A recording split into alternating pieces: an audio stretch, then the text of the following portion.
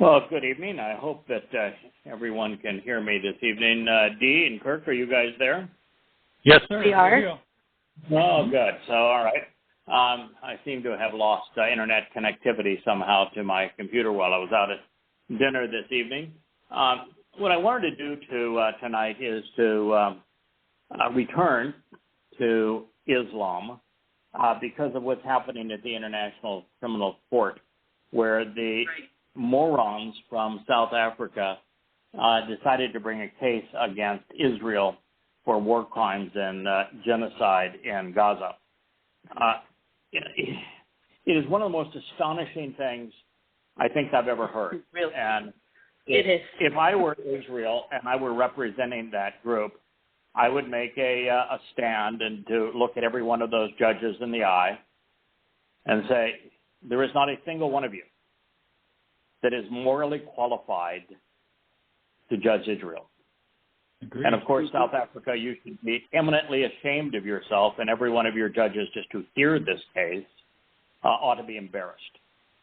The fact that you are not embarrassed and that you're handing this case means that you are completely inept morally and that you have no judgment, which means that there is no way that any of you are qualified to judge Israel or anybody else. It is one of the most grotesque inversions of morality in history. To have a group of people operating under the Islamic religion try to perpetrate genocide against Israel, to go in and rape our daughters, to mutilate our daughters, to murder and mutilate our children, to kidnap our sons and daughters and grandparents, and to hold them in captivity, killing 1,200 of us in the most barbaric way possible, while kidnapping another 250 and holding them hostage.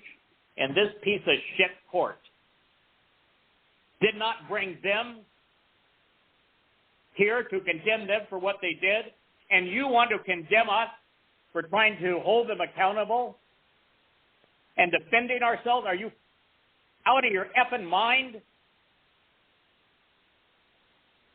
How can any group of people sit there in these fancy robes with your fancy wigs in this fancy building and pretend that you have some credibility under such circumstances? You're revolting. So I really don't give a crap what you decide. I'm going to bring the case of what they did to us. I'm going to make this court watch every mutilated scene.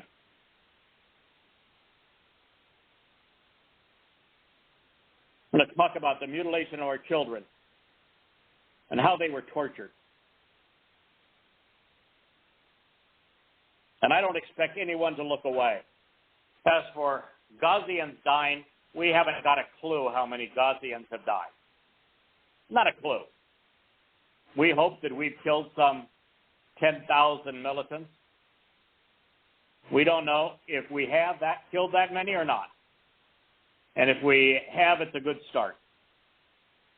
But as for innocent civilians, no one's got a clue. And for you to pretend that the Hamas given numbers are real and to have us here because of the human tragedy of the Hamas numbers, you're insane. These are the same people that claimed that we bombed a hospital that they actually bombed and that they were using as a base to commit war crimes. And you believe them? Why don't you tell me how many innocent Gazians they can be when 90% of them support Hamas? Mm-hmm. When their children act as guards for them and spies for them and carry weapons for them. When they hide weapons under the children's beds. When they hide their weapons and they fire at us from their schools. When you have 10,000 Umrah employees who are publicly celebrating the massacre and mutilation of Jews.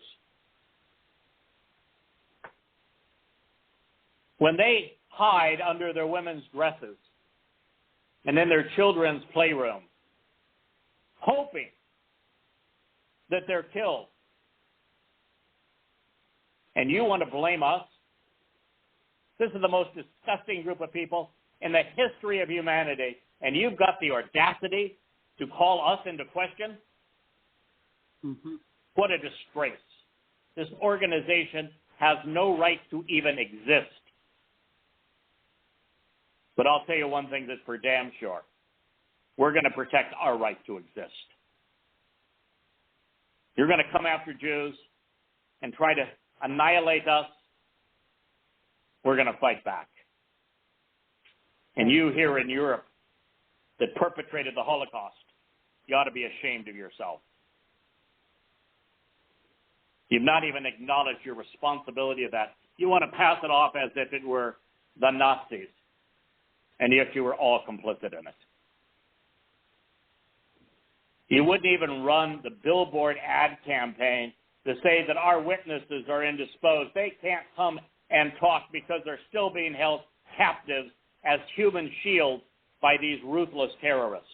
And you wouldn't even allow us to run that billboard campaign here in the Netherlands. I'm going to share with you a rewrite of the 3rd chapter of Volume 1, which I am rewriting after having rewritten of Goddamn Religion. It begins, I am different than most people. I actually care about what is right and wrong, good and bad. Matters. I'm judgmental, and I prefer love to rape, raising children to pedophilia, earning a living rather than stealing what belongs to others. I avow freedom, and I respect women's rights. I prefer life to death. I disdain terrorism. I would prefer to know rather than to believe. And I have the courage to pursue the truth and the compassion to share it. I have an affinity for evidence and reason, rhetoric and logic. These attributes will guide our steps as we proceed. So I have some questions for you. Would you risk your life to save others? Suppose you found irrefutable proof that the scriptures of an immensely popular religion ordered the faithful to terrorize and plunder the world, beginning with Jews. Would you ignore this evidence, or would you share it?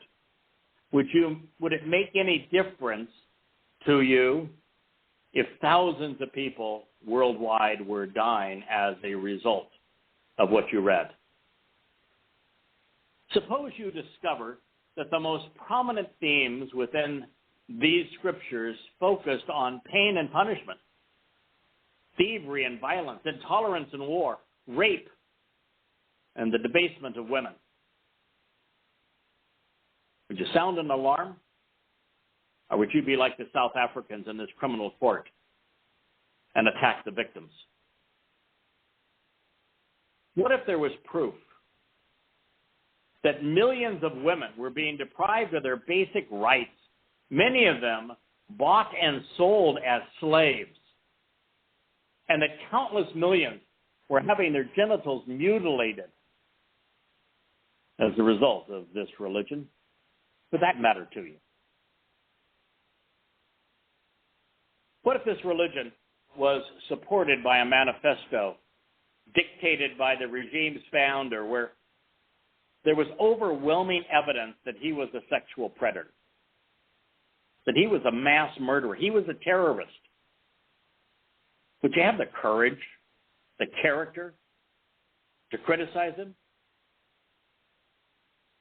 What if the oldest and most credible documents revealed that this cult's leader motivated his mercenaries to murder and mayhem by allowing them to keep the majority of what they had stolen, all in his God's name, including their victims' homes, their possessions, even taking their women and children as slaves? Would that be sufficiently concerning to risk being criticized for telling others the truth? Now I'm going to share with you a message of the 3rd Surah of the Quran, as well as the 33rd, and then the 8th, all of which, in the entire annals of human history, may be the most grotesquely immoral and reprehensible diatribes ever attributed to man or God. In particular, the 8th Surah of the Quran, called the Spoils of War, was revealed in the first or second year of the Islamic era, AH1 or AH2. It is relevant because prior to it, Islam had been a colossal failure in its birthplace. There were less than a handful of Muslims after 12 years of Muhammad's Quran revelations. And after it, Muslims would flood out of Arabia and they would plunder the world. At the time, as few as 1 in 1,000 of Muhammad's former friends and extended family members believed him and accepted his recitals as worthy of their attention. As a result, the nasty, never-ending argument between him and them is slathered all over the text of the first 100 surahs of the Quran. It memorializes the contentiousness between the people who knew Muhammad best and the non-prophet of Islam. They called him, this man who founded the religion of Islam, a demon-possessed fraud who had plagiarized his recitals, and they were right. He had lost the war of words. Muhammad lusted for the day he could use swords to stem the recriminating tide. So Islam's non-prophet threatened to slaughter his own people if they did not relent. Slaughter them is what he said, not save them. Seeking to appease them and forestall the threat, the Quraysh bribed Muhammad, offering him a decadent smorgasbord of women, money, and acclaim.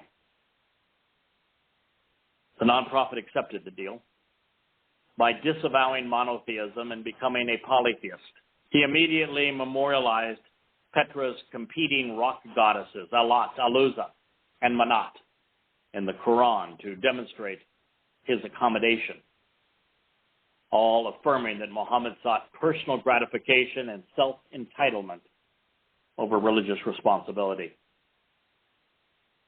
Shortly thereafter, with the strong arms of Islam left out of this deal, they complained about the reunification, or renunciation, I should say, of monotheism, the fear of losing the protection of those who had intervened for him and against the verbal attacks of his neighbor. Muhammad disavowed the bargain that he had made. This, of course, proved that he could not be trusted. Making matters worse, while seeking to justify his non-prophet's horrendous indulgence, Allah revealed that all of his messengers spoke for Satan. It had been obvious, especially to those who heard the Quran's mean-spirited and demonic vibe directly from Muhammad's lips. But nonetheless, to admit this in the Quran itself, pretty shocking. Mm-hmm. Now mocked mercilessly, the devil's advocate needed an escape from the torrid avalanche of rebuke that he had brought on himself. So Muhammad began hallucinating, and he dreamt that a flying donkey mule, I'm sure you could draw one of those, Kirk. Yes. It arrived to fly him to a non-existent furthest mosque in an undisclosed city where he led long-deceased Jewish leaders in prostration prayers. Then, capitalizing on this change of venue, the hallucinating Muhammad reboarded the flying donk mule, and he left towards Allah by entering hell. Long story short, he awoke the next morning and attempted to restore his now tainted luster and prophetship, but he was jeered all the more. According to the Hadith, at the time, all but a few of the weakest Muslims renounced Islam, leaving the religion in tatters. Muhammad, of course, was ever ready to offer a situational recital to shore up his messenger's credibility problem, so Satan confirmed the fairy tale of the night's journey in the Quran, making the situation worse, as has his admission of the satanic verses. Tumbling now out of control on the ropes, Muhammad snuck out of town under the cover of darkness, and he began the hijrah of shame. Along the way, he met with some pagans from Yathrib, and together they pledged to fulfill Muhammad's need for revenge, and they promised to slaughter his kin. They vowed to wage war against all mankind. It is called the Pledge of Aqaba, and it was the first day of the first year of the Islamic era. In AH-1, the terrorist manifesto that became Islam was born. All of this that I've just shared with you in summary fashion is detailed throughout goddamn religion, put in the context of Muhammad life, and supported by all of the applicable Hadith, Sunnah, and of course Quran citations. But I wanted to give you that background before we dove into the 8th Surah. Bottom line is, violence isn't cheap. Like today's terrorists, like Hamas. The first Muslims needed money. And they didn't have the European Union to slather them with the money to buy their weapons. So, according to Tabari and Ishaq, the apostle heard that Abu Sufyan, a Quraysh merchant, was coming from Syria with a large Quraysh caravan containing their money and their merchandise. He was accompanied by only 30 men. These men, comprised of Muhammad's former friends and extended family, were going about their lives. They were working to make a living. It was something Muslims were unwilling to do. They were merchants, not militants. So Islam was about to rob them. Not one to miss an opportunity to get rich, we read this in Ishaq. Muhammad summoned the Muslims and said, "This is the Quraysh caravan containing their property. Go out and attack it. Perhaps Allah will give it to us as prey." While it was putting the cart before the camel, Allah announced that he was ready to endorse armed robbery. Ishaq 288. Allah divided the booty stolen from the first caravan after he made spoils of war permissible. He gave 4/5 to those he had allowed to take it, and 1/5 to his apostle. The motivation was simply grand larceny, not religious. The historian Tabari reports, Abu Sufyan and the horsemen of the Quraysh were returning from Syria following the coastal road. When Allah's apostle heard about them, he called to his companions, calling them together, and told them of the wealth that they had with them and the fewness of their numbers. The Muslims set out with no other object than Sufyan's and the men with him. They did not think that this raid would be anything more than easy booty. This, my friends, are from the Islamic scriptures. These are the oldest recorded Islamic sources. These armed raiders wanted to rob their former friends and family. The non-prophet's sole motivation was piracy, not piety. So let's not pretend that Muhammad was a prophet when he demonstrated otherwise. He was en route to becoming the world's most famous sand pirate.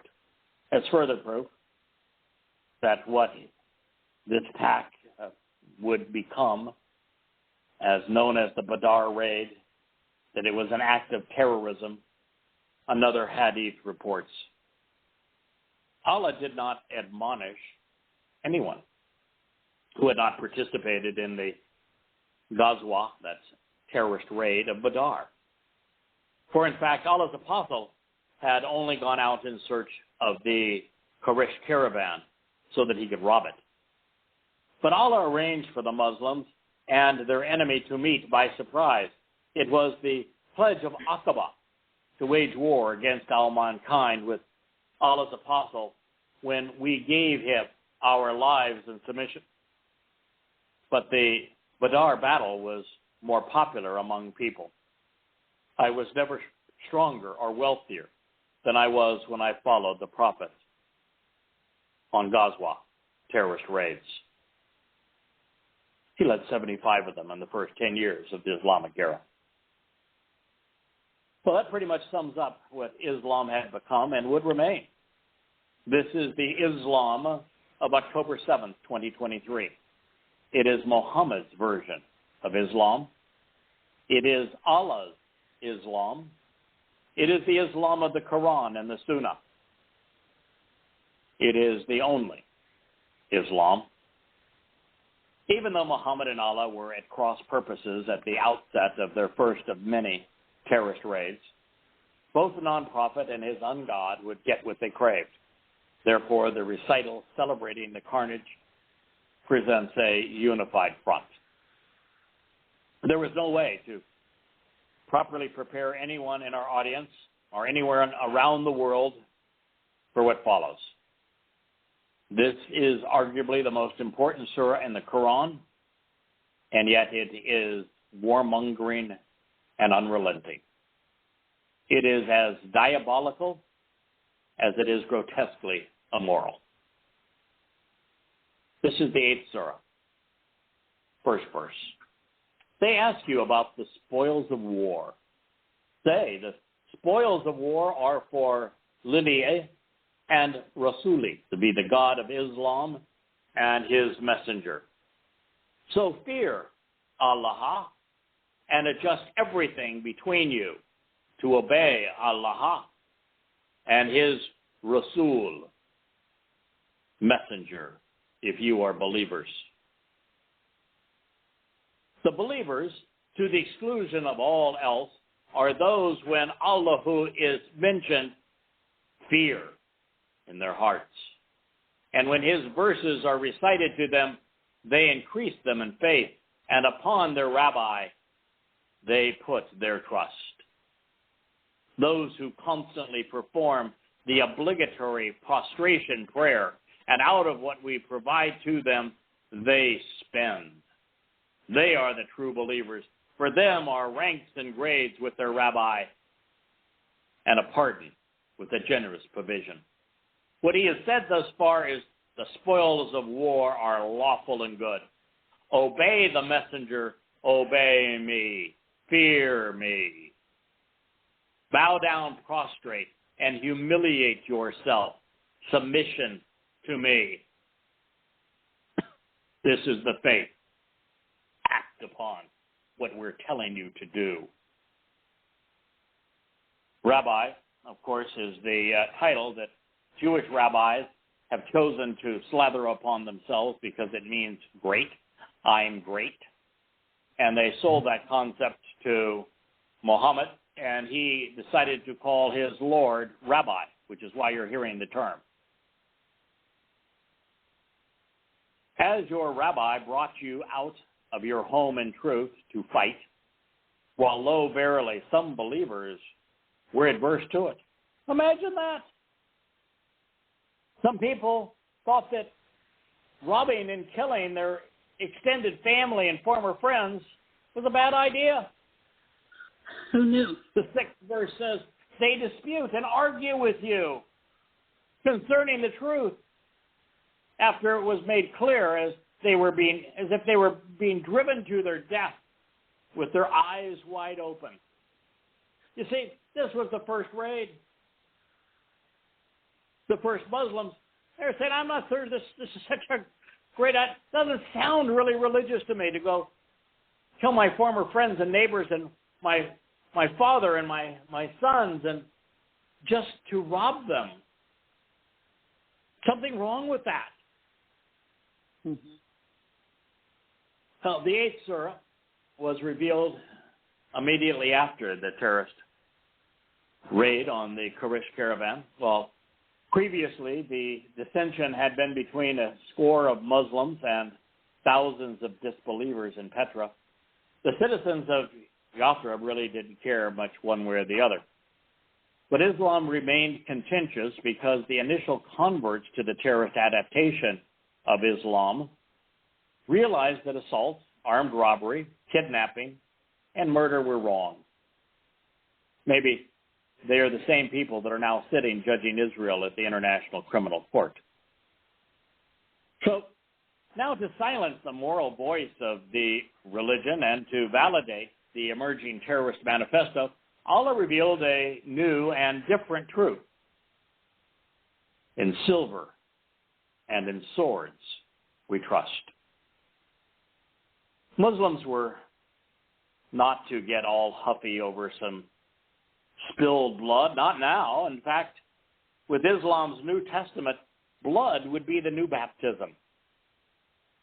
And with it, a generous pardon.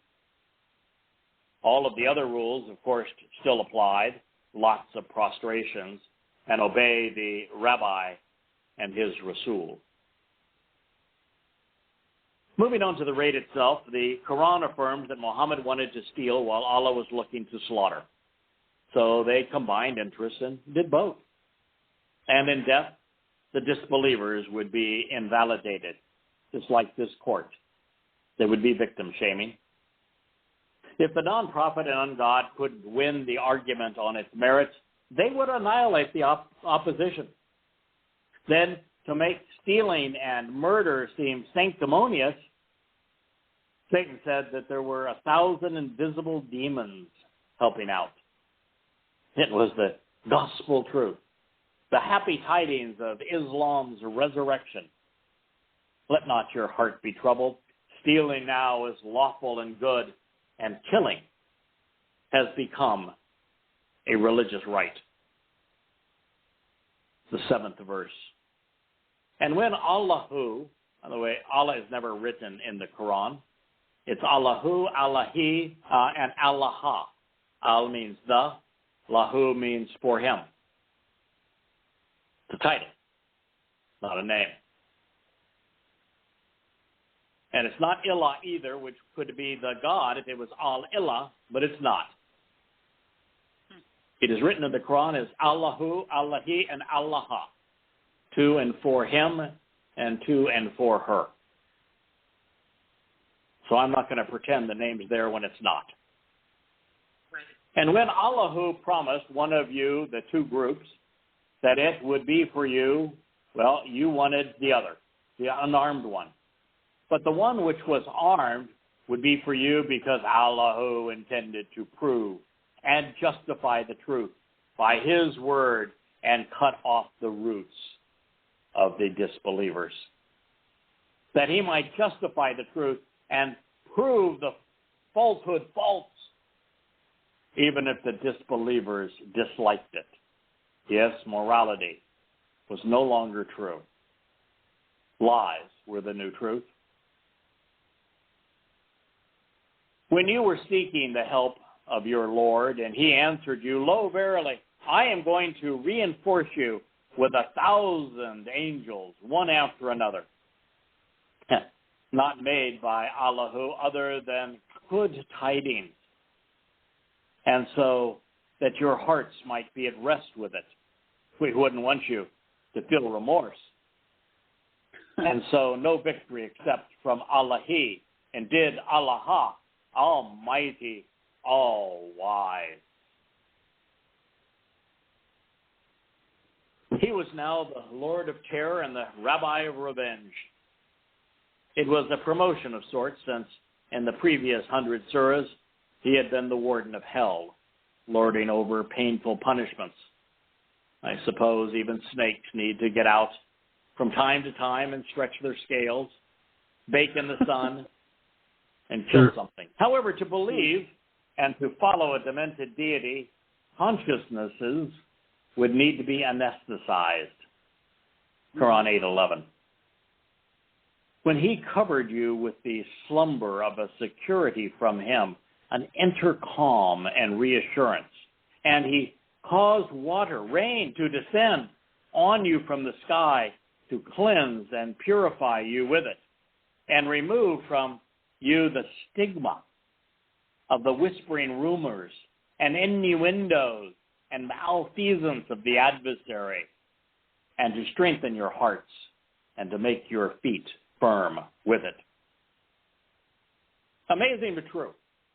In this passage of the Quran, Satan has morals. He's the one whispering, you ought not do this. Well, Allah is the one trying to wash away the stigma of thievery and murder. Apart from Islam, Arabs recognized that killing family and friends and stealing from them was wrong. Therefore, an altered sense of awareness assuaged their souls, while the rain eliminated the bloodstains, scrubbing the scene of the crime. Then this Quran recital served to reassure these marauding murderers that they were on the right side of the new religious order. The Nazis had nothing on these goons. Sure, it was dastardly and demonic to have a wannabe god sponsor a killing spree. But even that was resolved in the minds of believers by this devilish deity demeaning Satan's morality. Allah was now less moral than his satanic alter ego, and he admitted it. The consciences of the last of the moral Muslims were denounced as being satanic whispers. Keeping in mind that Satan was a member of the Malak spiritual messengers, we read, remember, when your Rabbuka, Lord, inspired the Al-Malakiti, the angels, I am with you. So keep firm those who believe. I will cast Al-Ruba, terror, into the hearts of those who have disbelieved. So strike them over the necks and spike them, striking off all of their fingers and toes. That is because they opposed Allah and his Rasul messenger. And whoever opposes Allah and his Rasul, lo, verily, Allah is severe in penalty and punishment. So taste it.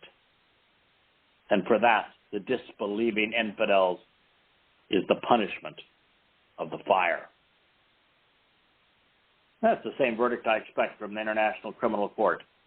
Let's go torture and condemn the victims of a terrorist assault. Yes, One of the reasons that I have transliterated the Arabic basis for angel is that its meaning is derived from the Hebrew. And while it's routinely rendered angel in the Quranic translations, that is inaccurate. Malak describes a spiritual messenger, an envoy, an implement. By contrast, angel is a transliteration of the Greek word angelos, meaning message or messenger. One cannot rationally translate Hebrew terms incorporated into a Quranic text with a transliteration of Greek terminology because it conveys an inappropriate connotation. To the uninformed, angels are considered to be good and godly. But as I have mentioned, Satan was a malak, as are the demons serving with him. As spiritual implements, they can be a force for good or evil, depending on who is directing them.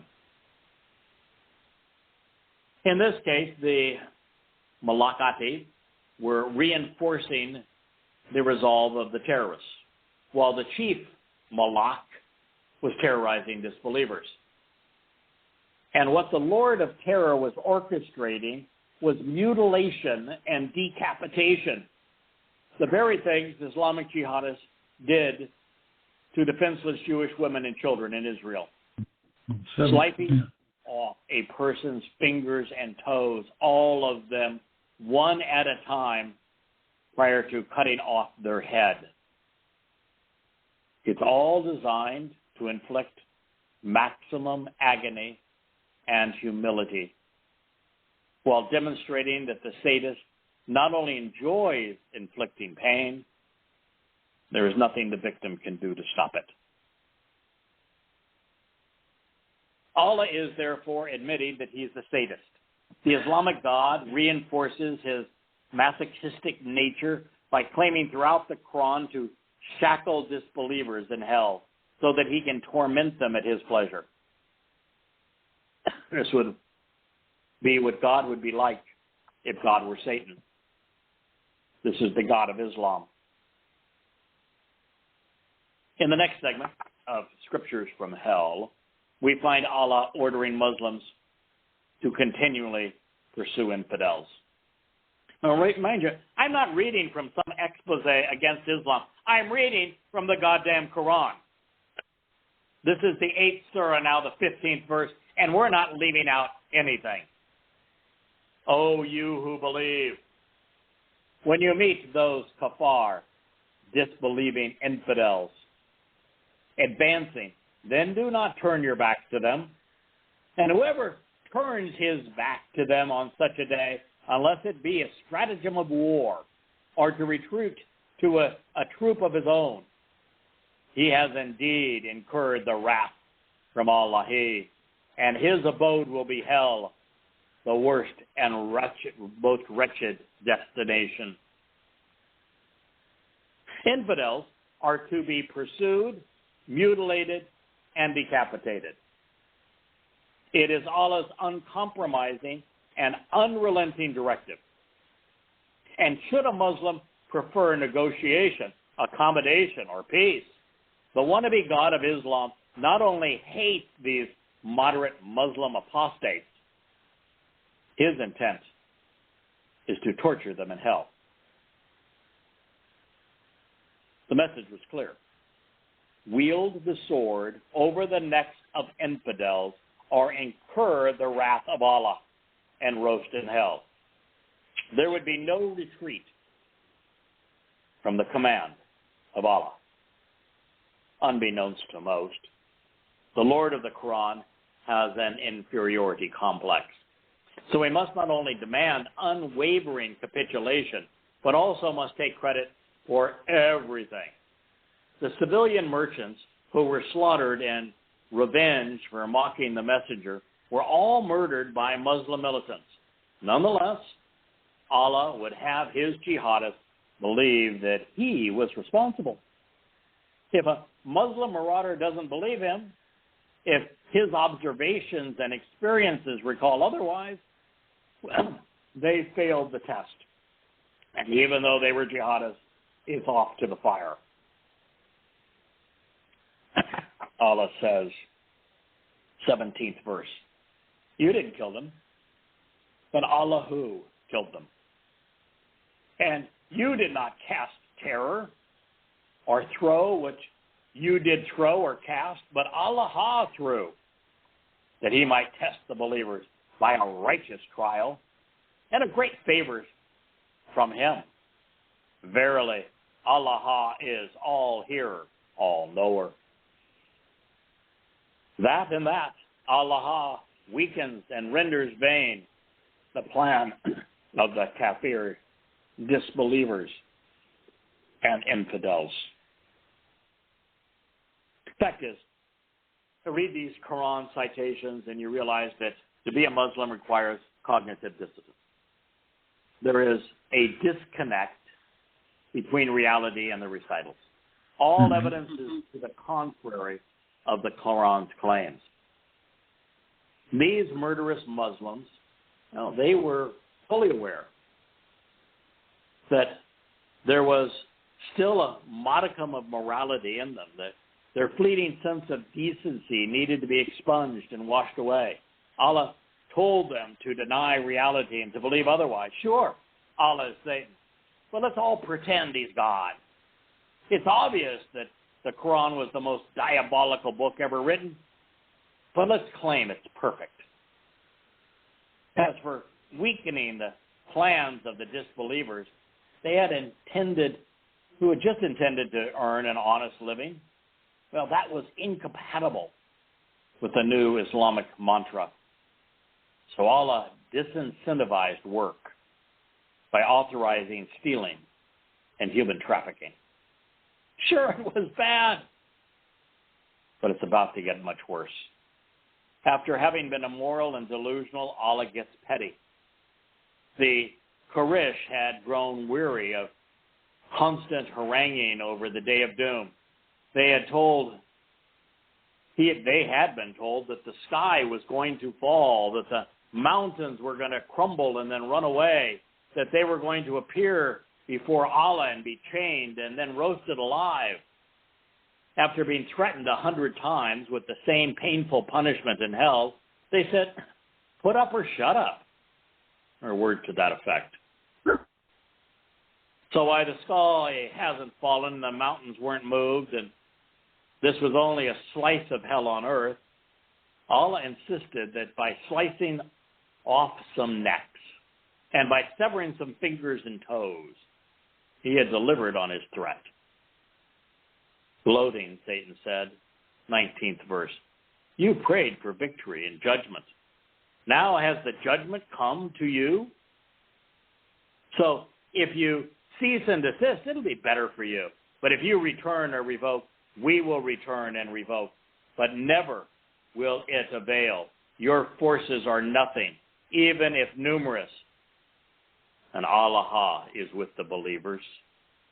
O ye who believe, obey Allah and His Rasul, and do not turn away from Him while you hear, and do not be like those who say, 'We heard,' while they did not listen. Lo, verily, the vilest and worst of those creatures, as beasts near the sight of Allah, are the deaf and the dumb, and those who have no sense," he said to the senseless.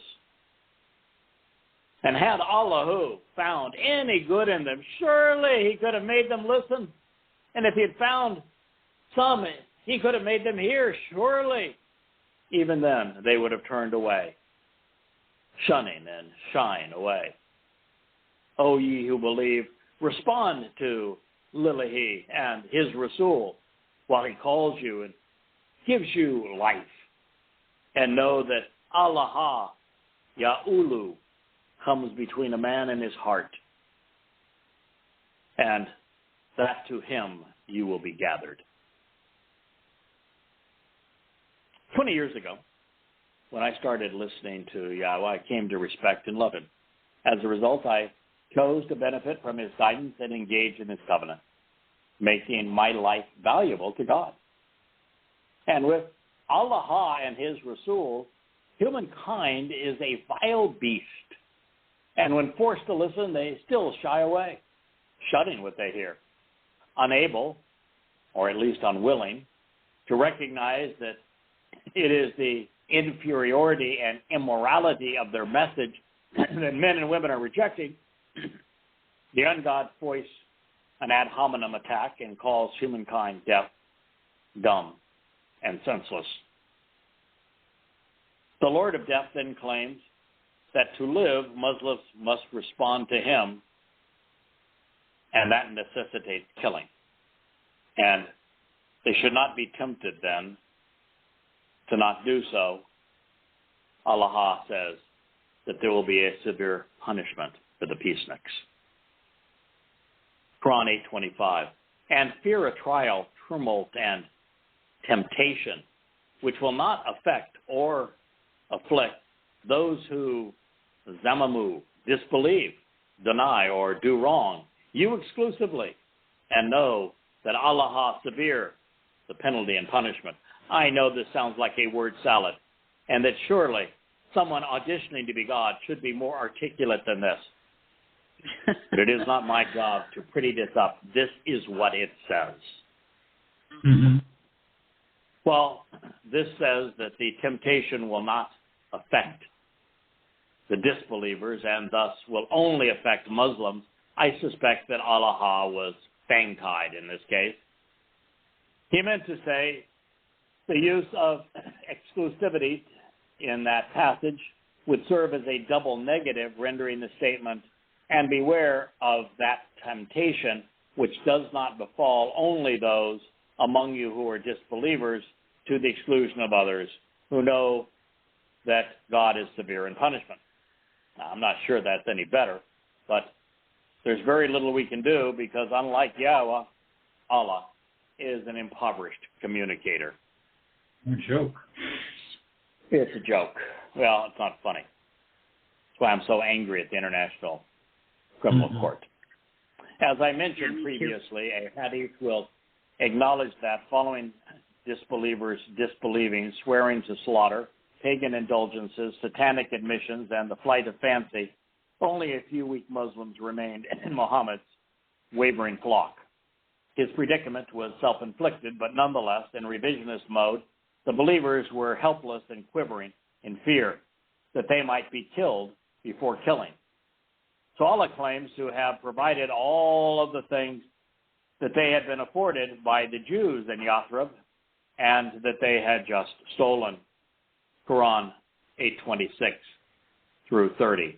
And remember, when you were few, that would be 3 of them, deemed weak and seen as helpless in the land, fearing that men might do away with you, and he sheltered you and strengthened you with his help and providing you the good things that you might be thankful.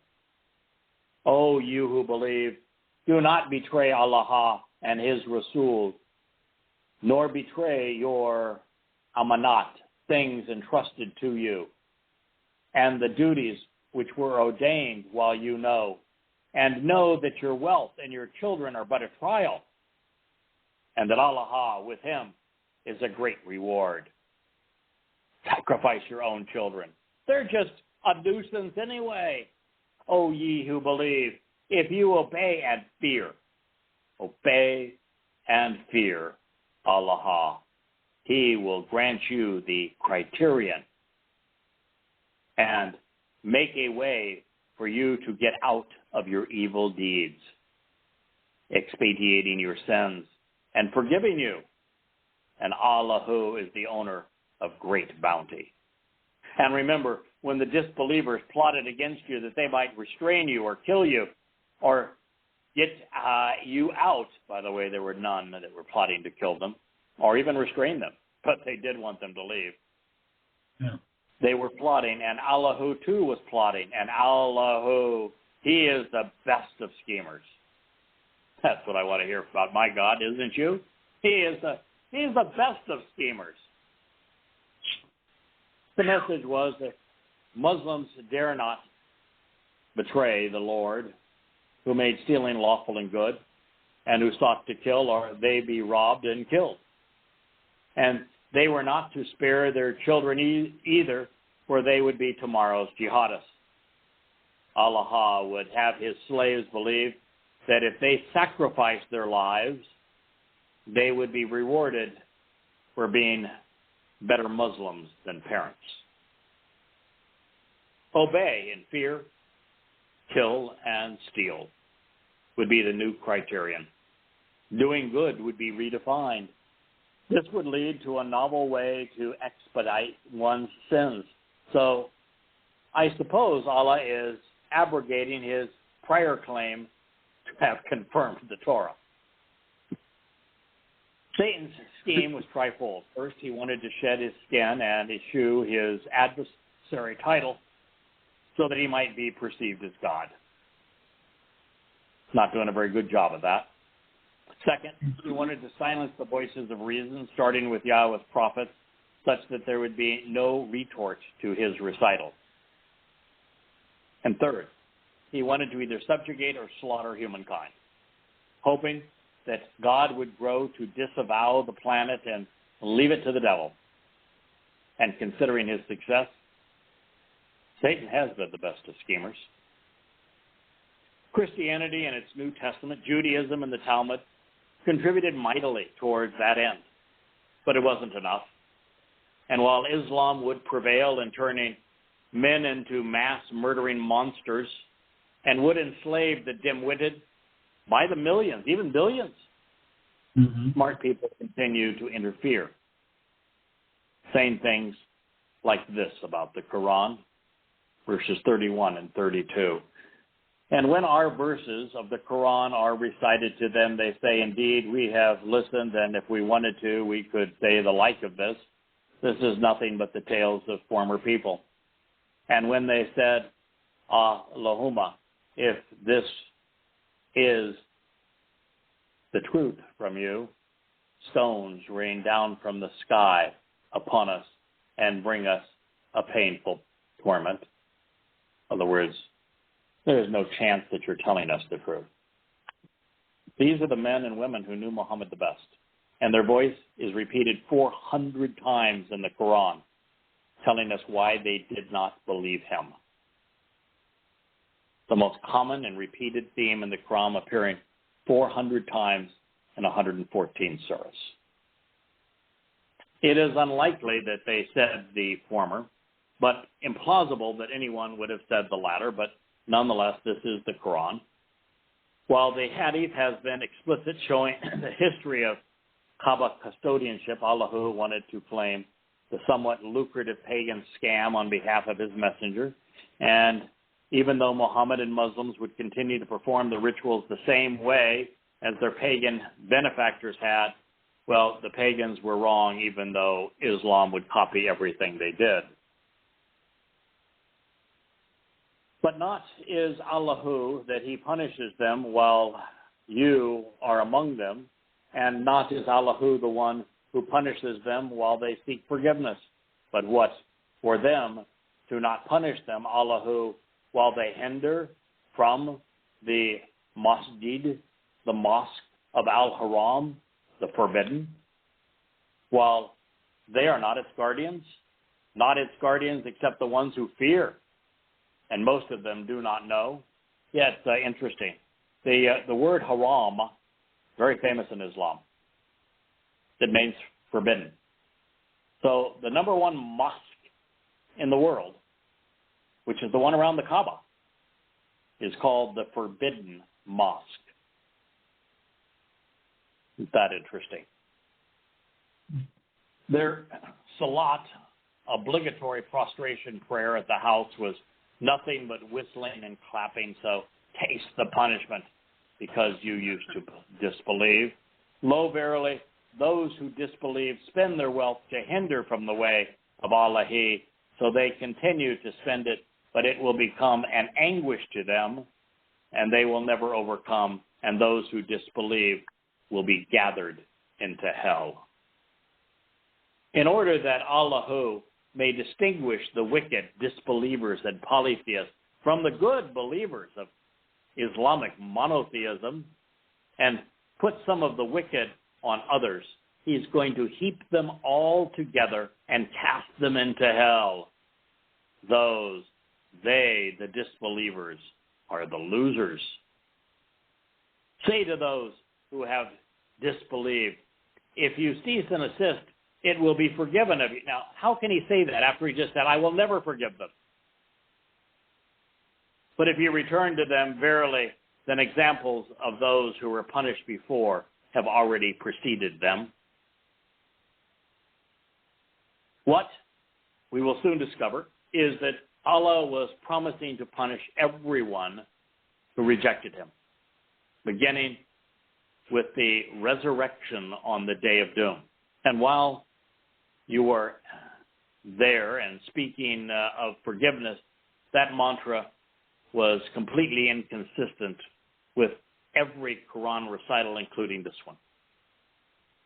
Further, according to a long list of hadith, many of which we will and have reviewed, the Quraysh were the custodians of the house, which is another name for the pagan rock pile known as the Kaaba. Almost all of the religious rites associated with it were in vogue long before Islam was invented, including the surrounding area, calling it a mosque, where prostration prayers were mandated and the Hajj was ordained. There is no question that Allah intends to roast all disbelievers in hell, but the idea of heaping them one on top of another is a bit crude, even for Islam's God. As for relenting, according to many other surahs, this is not allowed. And he said in the 38th verse, Allah is inferring that since he previously terrorized and destroyed untold number of mythical people and places, that his prior destructive behaviors would come to haunt these disbelievers. You know, it's interesting. Yahweh doesn't give a crap if you disbelieve. You can disbelieve until the cows come home. He doesn't care. No punishment, no acknowledgement. Doesn't even talk about you. Doesn't even care. And for Allah, it's a conniption fit. Torture upon torture. And fight them. This is Quran 8:39. One of the most disturbing verses in the Quran. Allah is advocating genocide. Wow. And fight them until there is no more fitna, disbelief, by worshiping others. And the religion, all of it, is for Lillahi in the whole of the world. Fight them until there is no more disbelief by worshiping others. And the religion, all of it, is for the God and all of the world. And if they turn away, then know that Allah, your protector, the protector excellent, the helper extraordinaire. Muslims are therefore commanded by their God in the Quran to fight and kill all non-Muslims until the only religion is Islam. Period. No ifs, no buts about it. The war only ends if the disbelievers become Muslims. So long as this verse remains in the Quran, Islam isn't salvageable. It cannot be endured or appeased. It must be exposed and condemned, quarantined or expunged. Now back to the business of religion. 41st verse reads, and know that whatever you attain in war booty, verily 1/5 of it is assigned to God and to his Rasul messenger, and to the near relations of Muhammad, and also the orphans like Muhammad, and the needy and the wayfarer, addressing Muhammad. If you have belief in Allah and in what we sent down to our slave on the day of criterion, when the two forces met at the Battle of Badr, and Allahu on everything all-powerful. When you were on the near side of the valley, and they on the far side, and the caravan on the ground lower than you, even if you had made a mutual appointment to meet, you would certainly have failed in the appointment. But you met, that Allahu might accomplish a matter already ordained. That those who were to be destroyed for rejecting the faith might be devastated after a clear sign, and those who were to live might live after a clear proof. And surely Allah is all hearer, all knower. When Allahu showed them in your dream as few, if he had shown them to you as many, you would surely have been discouraged, and you would surely have disputed in the matter. But Allah saved you, all knower of what is in the breasts.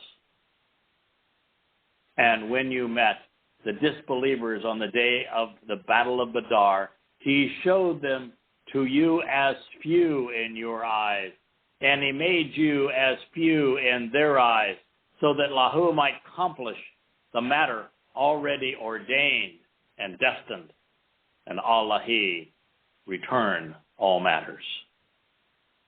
Should anyone listening to this be of the belief that Muhammad was an honorable and moral man, and that Allah might be God, think again. The non-prophet was only interested in an easy score. the maximum plunder and the least amount of effort or risk.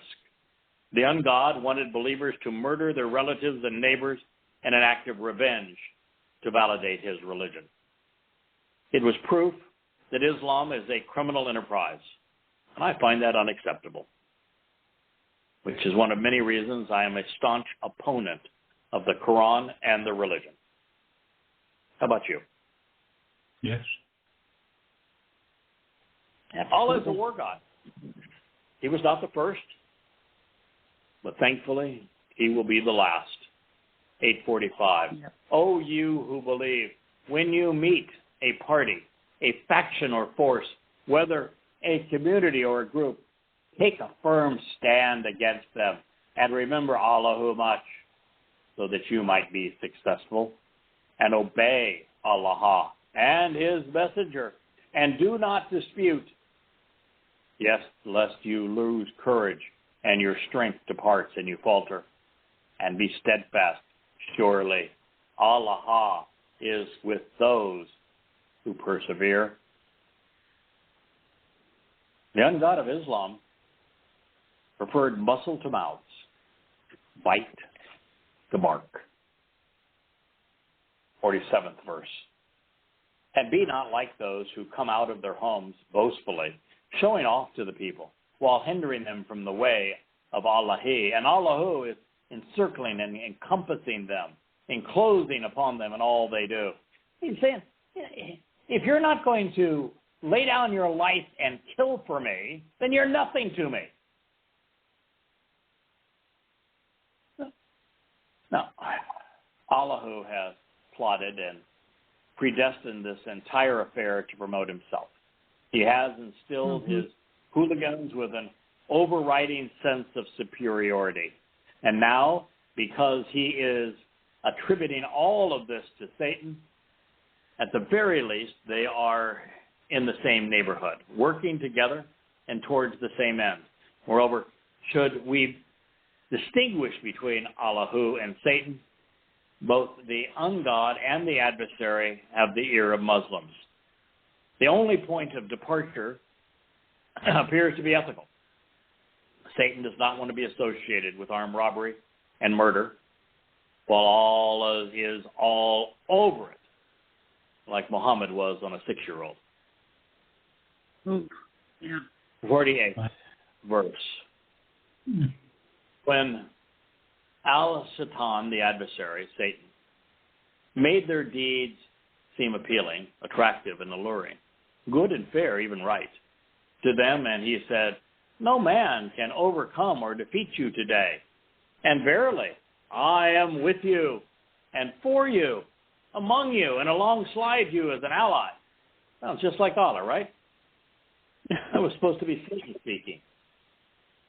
It's hard to distinguish between the two of them. It is. But when the two forces came in sight, he turned on his heels and he ran away. He said, verily, I am free of you, not responsible. I'm guiltless of this matter. Verily, I see what you don't perceive. Verily, I fear Allah, and Allah is severe in punishment.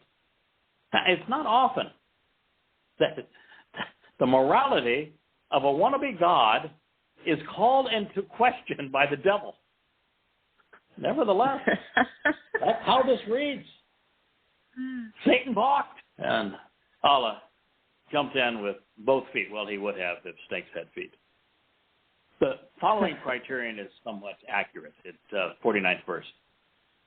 When the hypocrites and those in whose hearts was a disease of disbelief said, these people, Muslims, are deluded and deceived by their religion. But whoever puts in Allah, then verily Allah is almighty, all-wise. When we read the Mizmor, Psalms like the 91st, we discover that Yahweh deploys his malach, his spiritual messengers, to protect those he loves.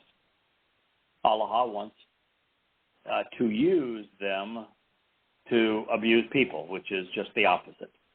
Turns out his malach are similarly satanic.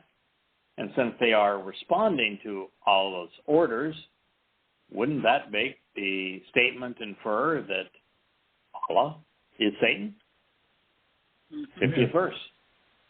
And if you could see what the al-malakatu, the malak, take away the souls of those who disbelieve, they beat their faces and they strike their backs, taste the punishment of burning in the blazing fire. They sound just like Allah too. And that is what your hands have sent forth. And lo, verily, Allah is not unjust to his slaves, not just unjust to everyone else. As a warning to Muslims, Allah is addressing those he's tormenting in the fire as little abidi, as his slaves. It turns out submitting to the devil might be a bad idea. Who knew? Lacking credibility born of impotence, Satan feels compelled to claim credit for those who were never under his purview. And even then, he cannot help but steal such stories without flubbing them. In reality, prior to the Exodus, the people of Pharaoh were neither rejectors nor disbelievers. Their opinions and their religious beliefs were never called into question, and neither they nor Pharaoh, who was Thutmose III, were seized or punished in the process. So 852. Similarly to the way the people of Pharaoh, we'll give them a credit for not being able to pronounce Pharaoh, and those before them, they rejected and disbelieved the ayat, the proofs, verses, and signs of Allah. And Allah who sees them, punishing them for their sins. Verily, Allah is strong, he's powerful, he's severe in retribution and punishment. You know, I've read that translated a number of times, the Exodus account. I don't recall a story about the residents of Mitzrayim being unbelievers. I don't recall them being seized. I don't recall them being punished. I don't recall them receiving any verses from Moshe either. Conversation was with Pharaoh. Yeah. And even Pharaoh didn't endure any of this. But that scenario, the truth, didn't suit Allah's ambition. So if Allah were 1/billionth as strong or as severe as he protests, planet Earth would go poof, and life on it would be no more. That has been his goal since the beginning. He hates people. If this next statement were true, then the Quran wouldn't be filled with so many contradictions that it required Allah to explain how to abrogate them and forget them. Further, the notion of God hearing and knowing everything that humans throughout the ages have thought, said, and done could make the job miserable. In fact, it'd make it intolerable. Even God couldn't be God if that's what occurred. That's seriously. No, it'd be impossible. That's why God says, I don't do it. Yeah, it makes sense. Yeah. Why would he want to make himself miserable? That is because Allah is not one who changes. A favor which he bestowed on a people until they change. If you install a favor and somebody changes and you renege on that favor, who's the one reneging? Sorry. And lo, verily, he needs an editor in the worst way. I can recommend some really good ones. I just don't work for him, so I can't have it. Yeah. Repeating a lie makes it irritating, not true. The Egyptians and the people of Pharaoh did not deny, and they were not destroyed. Further, the only people drowned were a regiment of Pharaoh's army, and that was Yahweh's doing to protect his people, not Allah's. And it had nothing to do with what they believed. I don't think there was a poll taken of what they believed at the time. No. And the way of the people of Pharaoh and those who from before them, they denied the signs of their Lord, so we destroyed them for their sins. And we drowned the people of Pharaoh, and all were disbelievers. and polytheists and wrongdoers. Can't do anything. He's totally impotent. So all he can do is take credit for others, the work of others, but he even flubs that. Allah, he is a thin-skinned and wee-brained reptile. So the serpent is caught in the ultimate catch-22. He isn't clever enough to make a convincing case that he is God, and so those who retained free will universally rejected him. And since he was risking everything on this ploy, he remained as desperate as he was frustrated. All he can do is bluster and berate. As we progress through the final score of pronouncements in this Surah of Death, I will strive to give full explanation and expression to the text, reflecting the insights revealed throughout the array of interlinears and translations that are available to us. I don't want anyone bereft of Allah's appraisal. And as we venture deeper into this inverted realm, remember that if there is a parenthetical, and I will try to bring them to your attention, such as one that includes tanks, planes, missiles, and artillery, they were supplemental to the recital, but deemed as necessary by the translators to resolve grammatical omissions and to convey the intended meaning. Quran 8:55, Lo, verily, worst of beastly creatures before Allah He, those who disbelieve, and they will never believe. Those who you made a covenant, vowed an oath, and agreed to a pledge, but they break their covenant, they violate their oath and their pledge every time, and they do not fear. Allah He is a very simple creature, an uncomplicated beast. Believe or die, or don't believe and die. It matters not, so long as everybody dies.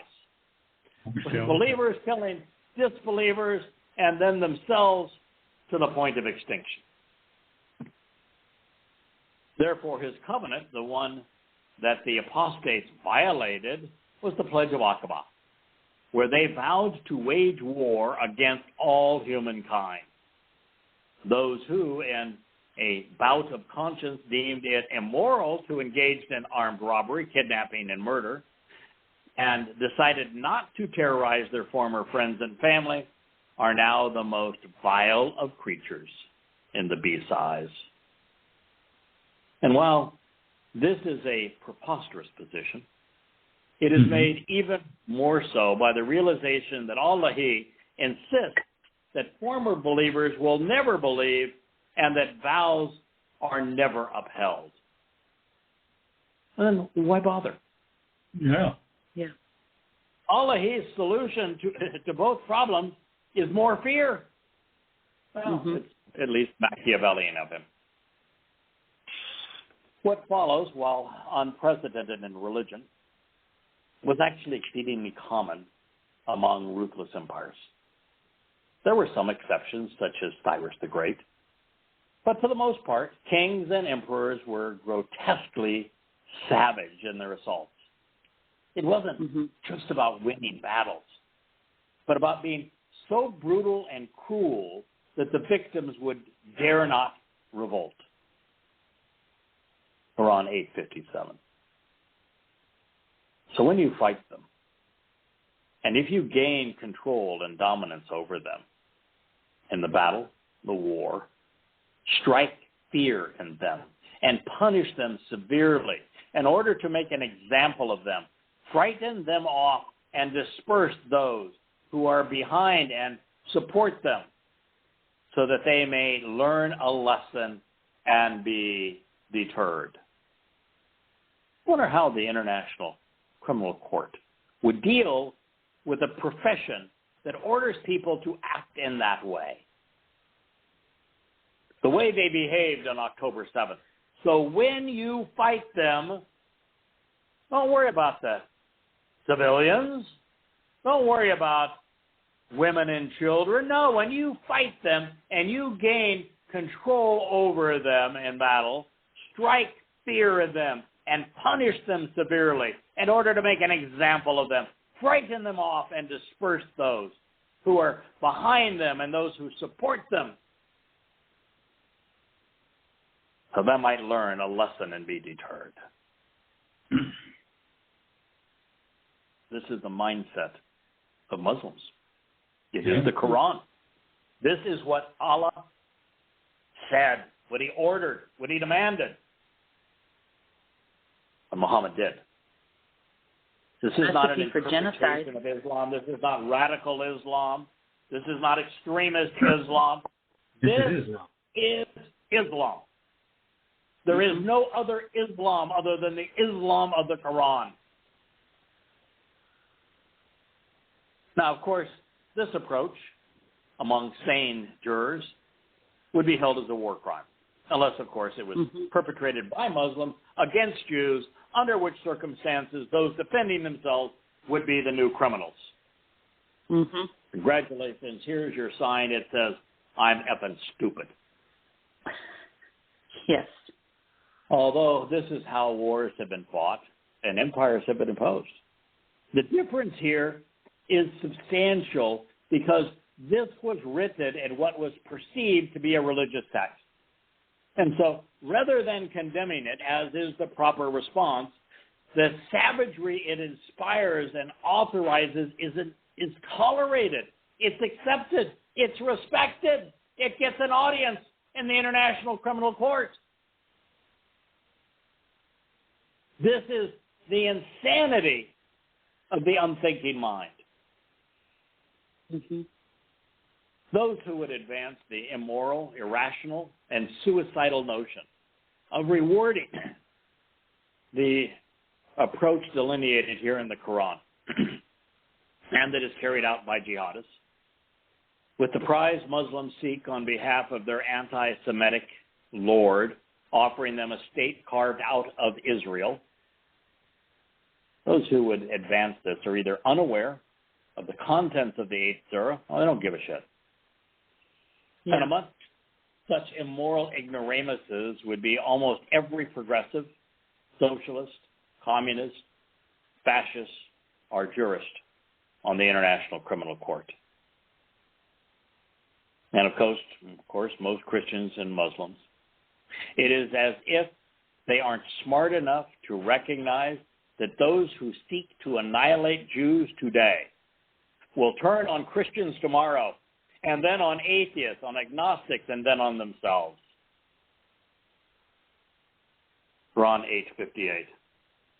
If you suspect treachery or see signs of disloyalty from any people, including their allies, then you may disregard and renounce your treaty with them and retaliate by breaking it off. Certainly, Allah dislikes the treacherous.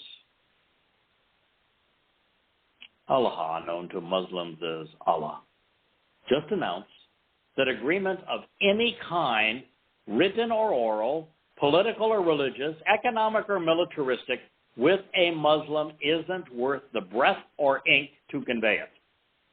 In fact, it is counterproductive because it provides a false sense of security. All Israel must do to appreciate this reality is to consider the results of Oslo or the withdrawal from Gaza. According to Allah, agreements are not only renounceable and revocable, they are the means to retaliation and treachery.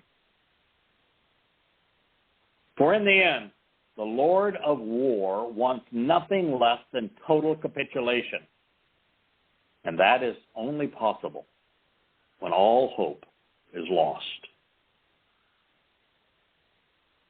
Quran 59, 8th Surah.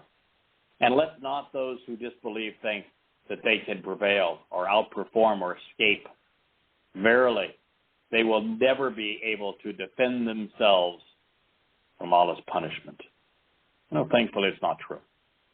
The best way to prevail is to reach out to Yahweh, accept his berith, attend the mikveh. By so doing, Allah's slavish militants are incapacitated. For the rest of humanity, be aware. This is your fate. Quran 8:60. And make ready against them whatever force and firepower you can muster. Every obtainable transport of military equipment that you can mobilize, including war mounts, within the parenthetical tanks, planes, missiles, and artillery in the parenthetical. Threaten and terrify the enemy of Allah and your enemy, and others besides whom you don't even know at this point, but whom Allah does know. And whatever you spend in the cause of Allah shall be fully repaid to you, and you will not be treated unjustly. Oh yes, jihad's a spiritual struggle, because make ready against them whatever force and firepower you can muster, every obtainable transport of military equipment you can mobilize, including war mounts, to threaten and terrify the enemy of Allah and your enemy and others besides them. And spend, baby, spend in Allah's cause. You'll be fully repaid. Huh. Yeah, it sure will be. And it will be repayment. The message of the 8th Surah, the result of the pledge of war. The fact that it is allowed to persist is a consequence of treating Islam as a religion rather than a terrorist manifesto. I've been saying this now for 22 years. Islam is not going to reform or moderate itself. Since the Quran is Islam, nothing will change. It was conceived to annihilate humankind. Muslims will continue to arm themselves and to justify jihad until there is no one left to plunder or kill. So, should you be the last victim, please do the responsible thing and turn out the lights on the human experience. Mankind survived the beasts of Rome, of Roman Catholicism, and the Third Reich, but not Islam. While not capable of destroying the world on its own merits, oil and nonsense have led to alliances which, if not curtailed by God himself, would otherwise bring humanity to its knees. In Islam, peace is synonymous with capitulation. And it is as enduring as man's life ebbs with a knife at his throat. The people of the lands to be subjugated by the devil and his advocates do not need to attack Muslims to be attacked by them. They are justified in fighting if someone is suspected of disavowing Islam. And it doesn't take much, since Muslims are almost uniformly and universally conspiratorial and dim-witted. 8th Surah, 61st verse. And if they incline to peace, then you incline to it. Put your trust in Allah. Indeed, He is the all-hearer. I thought He said, fight them until the only religion was Islam. Maybe he doesn't have much of a memory. But they intend to deceive you, then surely Allah who is sufficient for you. He is the one who supported you with His help with the believers by giving you followers. Imagine that. Satan is telling those he has deceived that the people he hasn't managed to bewilder are those who intended to beguile. What follows is exceedingly important. According to the Quran, Muslims are of the mind, feelings, and intent of uniform, the same. Therefore, someone who advocates peace cannot be part of the Islamic family. As for the believers, He has attuned their hearts, uniting them. If you had spent whatever is on the entirety of the earth, you could not have attuned, united, or bound their hearts. But Allah united and bound them. Indeed, He is almighty, all-wise. I think we saw that all around the world with all of the protests against Israel. Isn't it amazing? Have you seen the little rat that flipped its finger at the eagle when the Houthis and their sandals and their AK-47s and their little robes and their putt-putt boats are declared war on the United States? Yeah. Okay. I mean, do they have any ideas how stupid they look? Okay. They do. O prophet, sufficient for you is Allahu and ever follows you of the believers. Let there be no mistake. Islam is a call to arms. Quran 8:65. O prophet, urge, inspire, and motivate the believers to the fight, conquering all fear of death. If there are 20 steadfast among you, they will overcome 200. And if there are 100 steadfast persons, they will overcome 1,000 of those who disbelieve, because they are the believers, and the disbelievers are without intelligence, comprehension, or understanding, said the God of those people who have an average IQ of below 70. All righty. Here's a prophet. Here, a prophet is a proponent of not very often that you get to debate people who have a third of your IQ, but such is the case with Islam. I guess God wanted an easy patsy. Here, a prophet is a proponent of unmitigated war, not someone who is predicting the future. That's a new definition of prophet. So if you're a proponent of unmitigated, unending, vicious slaughter, you are the new prophet. And we know that because Allahu claims to have proven reliable these assertions. In fact, just the opposite is true. In battles today, this is what's so interesting. Muslims and non-Muslims, between them, the ratios are inverted. Rather than 20 overcoming 200, more typically, 100 Muslims fall for every one non-Muslim combatant. Mm-hmm. So, since Allah's promise is proven invalid, in fact, it's inverted, why haven't Muslims held their wannabe God's feet to the fire? Hasn't he disqualified himself as someone who can be trusted? But alas, Satan has a cure for that too. Projecting the universal stupidity of Muslims on everybody else, it's the non-Muslims who lack intelligence. After all, they don't understand the incomprehensible Quran. Proof positive. I'm sure I read some surahs to you that you just said, huh? Proof yes. you're stupid. Yes. Evidently. Knowing that he was all spit and no substance, Allahu immediately downgraded his estimate from 10-1 to 2-1. This is rapid abrogation, Quranic style. Quran 8:66.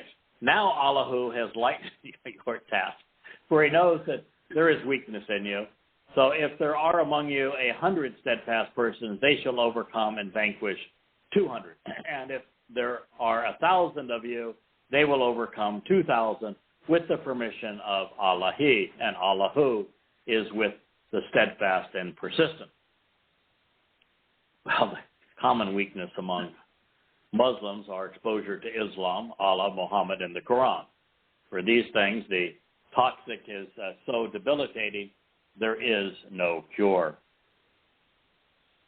Well, in the annals of human history, one would have to look long and hard to find something this contrary to human decency, but nonetheless, Quran 8:67.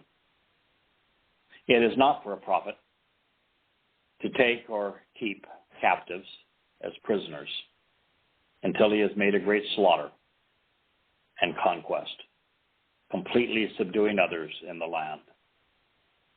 It is not for a prophet to take and keep captives as prisoners until he has made a great slaughter, completely subduing others in the land. Well, this affirms that Muhammad was a vicious and immoral pirate. It means that he slaughtered his kin, former neighbors, and extended family members. And he did it killing merchants. He was merciless. He was unrestrained while murdering civilians. It also means that he kidnapped for ransom. He profited from slavery.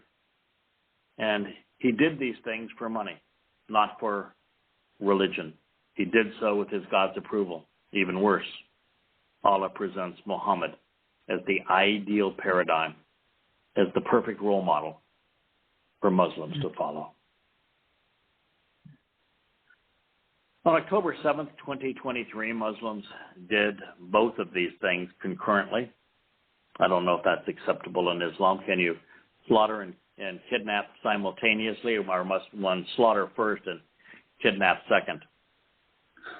As good Muslims following Muhammad's example and believing in the Quran, they massacred and kidnapped simultaneously, multitasking, which is odd for dimwits. They also tried to conquer and subdue the land of Israel. It was a Quranic symphony of sour notes, a funeral dirge for the human race. To be a good Muslim, massacre first with maximum carnage, while deploying all available weaponry, then kidnap second. They steal after great slaughter. This is Islam according to Muhammad, according to Allah, and the Sunnah, even the Quran. They all concur that there is no dissenting voice in matters of jihad. The 67th verse of the 8th Surah continues with this dual indictment. You desire the goods and possessions of the world, i.e. the money and ransom, but Allah who desires the hereafter, and Allah who is almighty, all-wise. Well, that was true enough. And for both of them, men like Muhammad crave things, while demons like Allahu want nothing of this life or the material world. Satan wants it to all go away, humans included, leaving him to gloat and to strut about alone. This is the intent of the day of doom, for which Satan longs. At that moment, he anticipates eliminating the stars, the sun, the moon, the sky, the mountains, and the earth, even life past and present. Fortunately, he lacks the power and authority to do so, to do really any of these things. And it is he who will be dispatched, never to be heard from again. As we examine the first 90 verses chronologically in the Quran, we discover that the Lord of the Quran is fixated on the notion of tormenting humankind and inflicting the most horrendous punishments conceivable. It is the reason for the threatened day of resurrection, because he needs to reconstitute dead bodies to inflict the torments he envisions. And here, hell's warden is even tempted to torment his own prophet. 868. If it were not for the previous ordainment from Allahi and predetermined intent, a severe punishment and an awful doom would have fallen you, Muhammad, for what you took. Wow. Once upon a time, before Islam, slaughtering, pillaging, and enslaving were considered immoral, even reprehensible. But Allah fixed all of that. He is most merciful to the merciless. So enjoy and eat what you took as lawful and good booty, good plunder, and fear Allah. Lo, verily, Allah is oft-forgiving, most merciful. So how are you enjoying Islam, my friends? Is this what you expected? Honestly, is there anyone who thought that the Quran could be this bad? It's a recipe for genocide. Correct. And cannibalism. To eat what you have taken, the only thing that he's acknowledged as booty has been people. Yeah. And was not disgusting. This was not, however, the first time that Satan has endorsed cannibalism. Human flesh and blood are on the menu during Ezekiel's presentation of the Feast of the Beast, when Satan intends to celebrate when he comes into Jerusalem in the years prior to Yahweh's return. He wants to eat, the Messiah does, and drink his blood. Well, it is appropriate, to surmise that Allah intends to be most merciful to the most merciless. Hopefully you recognize that this snake is laughing through his fangs and popping out of his scales when he calls himself off forgiving and most merciful, especially after expounding upon the virtues of grand larceny, armed robbery, kidnapping for ransom, and effecting a great slaughter. If not, please hang up the phone. If you have a copy of the book, please set it down and back away from it before you slobber and drool all over it and preclude someone else from being able to read it. This is how Muslims, I'm sorry, I'm not sorry at all. The only way that I have been doing this now for the last several months, rewriting Prophet of Doom, doing so 14 hours a day, as now Goddamn Religion. It's going to be darn near 3,000 pages when it's done. And if it were not for sarcasm, I don't think it would be, I don't think I could endure it. I mean, I know that I'm doing it because Yahweh wants his people to be saved from this horrendous disease. That Yahweh wants his people to understand the plague of Islam. And so that they don't pretend that there's someone called a fake Estinian, so that they don't pretend that they can negotiate with these mass murderers, so that they don't pretend the problem is Hamas or Hezbollah or Iran, so that they know that the problem is Islam. I am doing this. The one thing that makes it tolerable is occasionally dropping in something that is sarcastic and a twisted, funny way of trying to look at this. It's also what they hate. Yeah, it's the Elia in me. I like poking fun at stupid. And this is stupid. Yeah. Boy, is it? So, while it is appropriate to surmise that Allah intends to be the most merciful to the most merciless, otherwise he's lying. The 70th verse of the 8th Surah reads, O Prophet, say to whoever is in your hands of the captives and the prisoners, if Allah who knows in your hearts any good, then he will give you better than what was taken from you, and he will forgive you. Oh, Allah who is oft-forgiving, most merciful.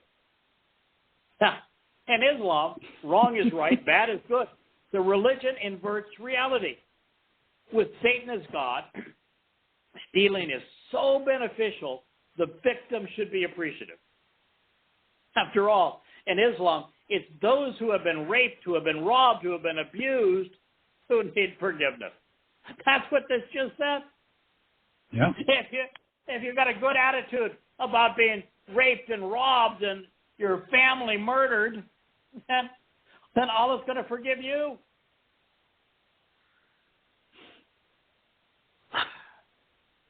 I swear this has got to be on the charter of the International Criminal Court. It's the most immoral thing I could ever imagine reading. The victims are being forgiven. Yeah. All that's needed to make everything right is for Islam's victims to see the benefit of being attacked by Muslims. After all, Allah does not like the ingrate. I have said it before and I will say it again. Muhammad was not a prophet, but instead a psychopath. And while he failed at being religious, he became an accomplished sand pirate. He became a mass murderer, a terrorist, a kidnapper, and a slave trader. He was good at those things. Based upon the claims made in the Quran, we can know with absolute certainty that Allah is not God. He isn't even lucid or sane. This is the most pathetic audition for the role of Almighty ever attempted. The Quran reigns supreme as the worst book ever written. It's repulsive and rotten. It's delirious and demonic. In light of the 8th Surah and many more like it, the only way to argue in favor of Islam would be to lie and to hope the audience is equally ignorant, irrational, and immoral. And while there are billions of Muslims, progressives, and other ignoramuses protesting and clamoring in favor of this death cult, to what end? Other than the cessation of liberty and life and the ultimate expression of cancel culture. But alas, everyone becomes a pariah and parasite. And when that happens, who is there to plunder? Continuing to address the merchants whose associates Muhammad had slaughtered at his God's insistence, who had been robbed of their possessions by these Muslims, and who were now captives, having been kidnapped and held for ransom, we read, but if they intended to betray you, lo, verily, they have betrayed Allah who before, so he gave you power and mastery over them. Allah who is all-knower, all-wise. The great betrayer does not want to be betrayed by those he betrayed. When the devil is considered to be God, then those who have been raided and robbed, kidnapped, or killed to validate his religion are deemed to have betrayed the trust so essential to maintaining harmonious relationships between assailants and their victims. You will be plundered and like it, or they will kill you. The reason that Satan has devoted the 8th Surah to dehumanizing his prey, such that Muslims can religiously steal and slaughter them, is that they refuse to believe that Satan was God, that a psychopath was a prophet, and that this drivel was divine. All of the fuss and feathers are over this issue, a lack of faith and capitulation to the devil. For that, there will be a grievous punishment, and humanity will burn should he continue to prevail. It is Islam against the world. Quran 8:72. Lo, verily, those who believe and those who emigrated and jihad strove hard and fought with their property and their lives in the cause of Allah, and those who gave asylum, shelter, and help, some of them are allies of another. And those who did not believe and did not tajar, emigrate, and did not for you from their protection anything until they emigrate. But if they seek your help in the religion, upon you to help them, except against a people with whom you have an alliance. And Allah who is all seer of what you do. It's interesting that there are three criterions that Muslims must meet. They must believe lies. They must leave their homes and families, including the Kaaba, and flee to a place not their own and steal it from Jews. And they must be jihadists, fighting and killing, plundering and enslaving in Allah's cause. That's what this last statement stated. And it's all over the Quran. The first of these bereaves the individual of family and friends. The second will cost that person their soul. And the third will take their mortal lives. But heck, it's a small sacrifice for the opportunity to have constant sex with boys and girls in paradise. The second half of the sentence is a bit of an enigma. While Allah may have meant to say that those who provided asylum, shelter, and assistance to the Islamic refugees are counted among them, that is not how it reads. Nor is it consistent with what was about to befall the Jews who had done these things on behalf of the newly minted Muslims, because they would soon die. Moreover, those who did not leave their homes to fight were considered apostates, not helpers. In the second sentence, the intent is to say that if a Muslim remained behind in Kaabaville and did not follow Muhammad across the desert to Yathrib, then phooey on them.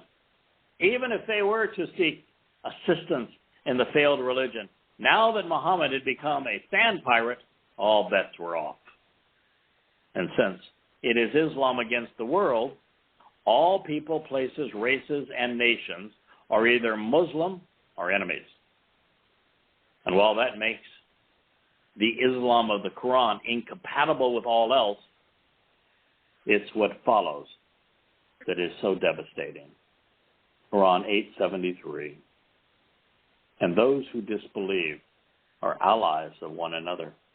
So if you Muslims do not do this, make victorious Allah's religion of Islam, there will be fitna, turmoil, and oppression, persecution and confusion on earth, and great mischief and corruption. A religion named Islam submission, the most repressive and oppressive in human history, is telling Muslims that they must do the three things itemized in the previous verse or endure persecution and remain confused. Rather than slaughter, plunder, and kidnapping, being mischievous and corrupt, the world would be better if there was more of these things. Well, I disagree. The more you come to know about this religion, the more obvious it becomes that the world would be better off without Muhammad, Allah, the Quran, Islam, or Muslims.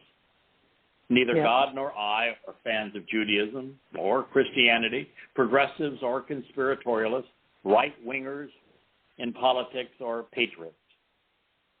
But they are only ancillary problems relative to Islam. And should you be interested in these rebukes, consider Babel, Questioning Paul, or An Introduction to God. Driving this dubious delirium home, Allah who continues to tout Aman, faith, Hajar, migration, and jihad, fighting, as the three pillars of Islam. According to the Quran and its God, this is the essence of what defines a Muslim. And it's all for Allah. 878. And those who Aman believed, and Hajar immigrated, and jihad strove hard fighting in the cause of Allah, as well as those who gave them asylum and shelter, and Ansar aid, these are the true believers. For them is forgiveness and a generous provision and reward. Forgiveness is afforded to the unforgivable. Rewards are allotted to the unredeemable. These are Satan's scriptures, after all. Islam is Aman, Hajar, and Jihad, and they are more valuable than blood. That is the book of Allah. And those who Aman believed afterwards, and Hajar immigrated, and Jihad strove hard fighting among you than those who are of you because of blood. Some of them are nearer to another. Lo, verily, the book of Allah, Allah is knower of everything. He just said that those of you who value blood relations, who think that the spilling of blood might be wrong, then you are not counted among those who believed, those who emigrated, and those who fought jihad. You're not a Muslim if you value your own family or if you value life. Wow. Quran 875. Recognizing that this was recited by the Islamic God who inspired mass murder to establish the religion of Islam using the weapons of war. How does one interpret Islam as peaceful? Claim that Allah is a God? Categorize the Quran as a holy book? or present jihad as a spiritual struggle? You can't. No, hung by their own word. Got just a couple of minutes left. I'll be able to read maybe 2 or 3 of these hadith citations so you have some idea of what actually happened here. When the Quraysh advanced, Muhammad threw dust in the direction of their faces, and Allah put them to flight. Allah gave victory to his messenger and shamed the unbelievers and satisfied the Muslims' thirst for revenge. Yes, Muhammad's contribution is he picked up a handful of dirt and he threw dust in their direction. The apostle, when he saw them, cried out, Allah, they called me a liar. Destroy them this morning. Awad, an ill-natured man, took the field and Hamas came out to meet him. And in the encounter, Hamas cut off Aswad's foot and half of his leg. And Hamas pursued him and struck a blow, killing Aswad. After this, Ubah took the field and issued a challenge to single combat. 3 young Ansar Muslims came forward to meet him. Hama and Ali then turned to Utah and their swords, and they finished him off. And they lifted up their companion to safety. His foot had been cut off, and the marrow was flowing out of his leg. And they brought him to Muhammad, and he said, am I not a martyr, O messenger of Allah? Yes, indeed, the Prophet replied. Muhammad turned towards his new Qibla and said, if this band perishes today, you will be worshipped no more. Abu Bakr picked up his cloak and put it on him, grasping him from behind. O Prophet, whom I value more than my mother and father, this constant hauling on your Lord is annoying. Then Allah revealed a Quran recital. Then Gabriel, holding the rein of a horse and leading the charge, and he is equipped with weapons and ready for the battle. There is dust upon his front teeth. Gabriel came to the Prophet and said, how do you view the warriors of Badr? The Prophet said, I see the fighters as the best Muslims. On that, Gabriel said, and so are the angels who are participating in this battle. The Prophet said he was in his awning, and Allah, keep your contact. He said, Allah, keep your contract and promise to me. Abu Bakr took his hand and said, that is enough, Prophet. You have tired your Lord today with your pestering. Allah's messenger went out to his men and incited them to fight. He promised, every man may keep all of the booty he takes.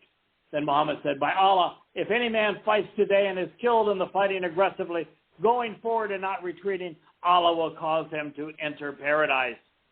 Umar, who was holding some dates in his hand and eating them, said, fine, this is excellent. Nothing stands between me and my entering paradise except to be killed by these people.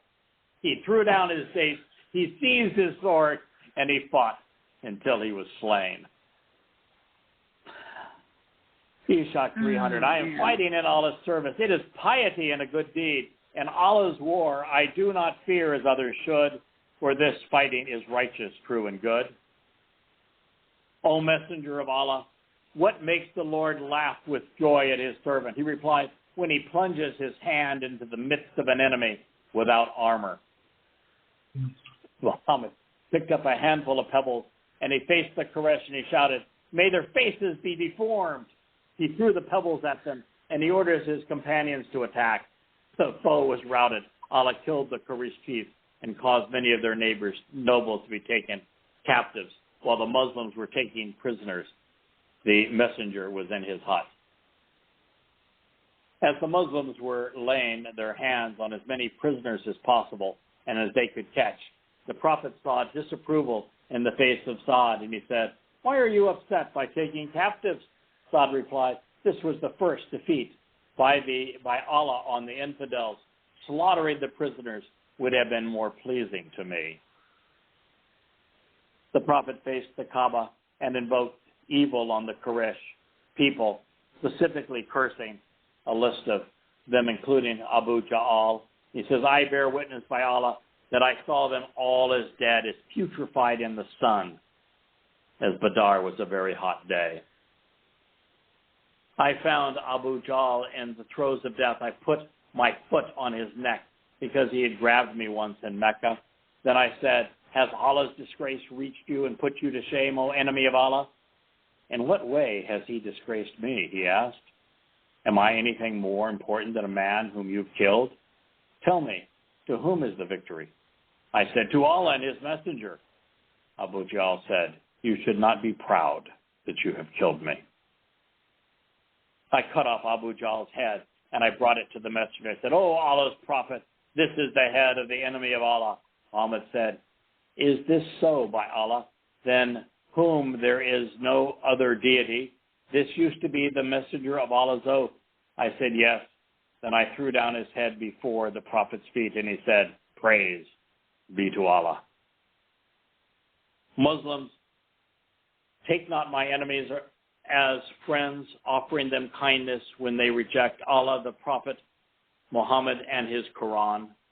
And whoever does that, then indeed has gone astray. You came out to fight in my cause, seeking my acceptance, so do not be friendly with them. It was criminal. Men could hardly imagine it. Muhammad was ennobled because of the bloody fighting. I swear we shall never lack for soldiers, nor army leaders, driving before us infidels until we subdued them with the halter above their noses and with a branding iron. We will drive them to the ends of the earth. We will pursue them on horse and on foot. We will never deviate from our fighting in our cause. We will bring upon the infidels this fate. Any people that disobey Muhammad will pay for it. If you do not surrender to Islam, then you will live to regret it. You will be shamed in hell and forced to wear a garment of molten pitch forever. It's such a lovely story. Disgusting. Charming religion. I just thought we'd share that as Israel is brought before the International Criminal Court, who has never bothered to charge Islam with the crime, the ultimate crime against humanity. Well, I thank you for listening. May Yahweh bless and spare Yisrael.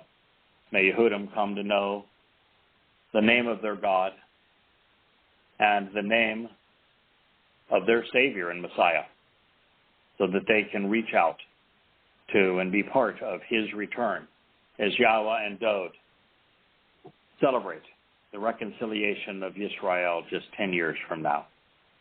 May Yah bless. May all of those who wish to learn more about these things go to yadayah.com. Everything there is free. We want to save Israel from Islam. May Yahweh bless. Good night. Good night. Good night.